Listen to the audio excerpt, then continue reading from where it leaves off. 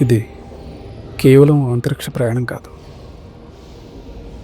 నా జ్ఞాపకాల భారం నుండి తప్పించుకునే ఓ ప్రయత్నం. నా తల్లిదండ్రులను చిన్నతనంలోనే కోల్పోయాను.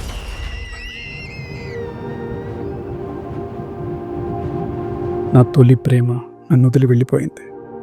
వారి జ్ఞాపకాలు మోయలేక ప్రతిరోజు చచ్చిపోతున్నాను. నేను బ్రతకాలంటే నా జ్ఞాపకాలన్నీ చెరిపేయాలి.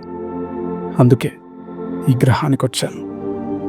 కానీ ఇక్కడ వీళ్ళు నా భావోద్వేగాల్ని, నా అనుభూతుల్ని, నా హృదయాన్ని లాక్కోవాలని చూశారు.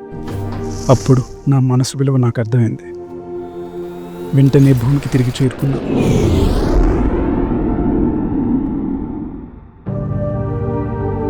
నా జ్ఞాపకాలు ఒక నరకం అనుకున్నాను. కానీ నిజం ఏంటంటే అవే ఓ అమూల్యమైన నది. ఈ క్షణంలో బ్రతకడాన్ని అలవాటు చేసుకున్నాను.